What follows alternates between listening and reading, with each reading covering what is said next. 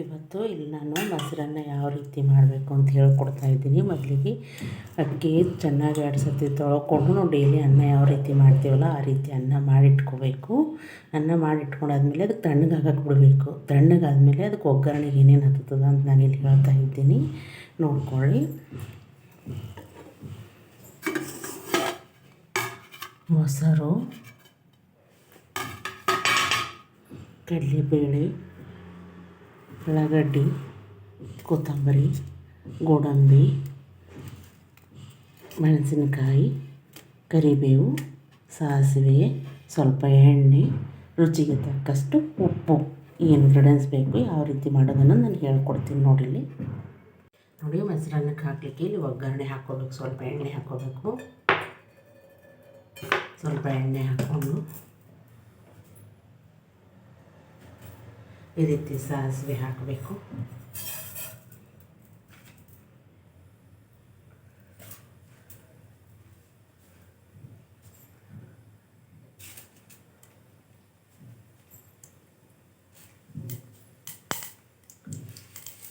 ಕಡಲೆಬೇಳೆ,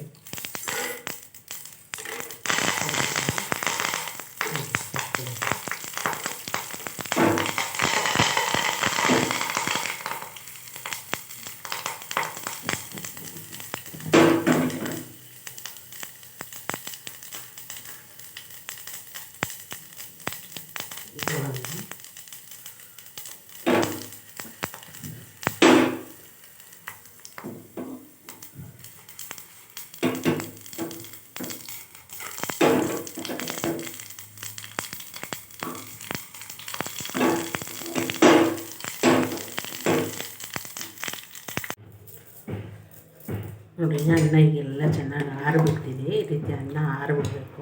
ಆರಿಬಿಡೋಣ. ಇದಕ್ಕೆ ಮೊಸರು ಹಾಕ್ಕೋಬೇಕು. ಈ ರೀತಿ ಮೊಸರು ಹಾಕ್ಕೊಂಡು ಎಲ್ಲನೂ ಚೆನ್ನಾಗಿ ಕಲಿಸ್ಕೋಬೇಕು.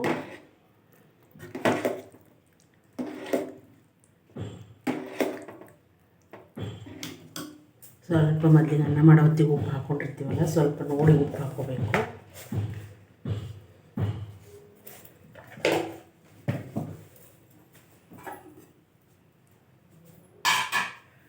ಅಲ್ಲೇ ನಾವು ಒಗ್ಗರಣೆ ಹಾಕ್ತೀವಲ್ಲ, ಆಮೇಲೆ ಈ ಒಗ್ಗರಣೆನ ಹಾಕ್ಕೋಬೇಕು. ಈ ರೀತಿ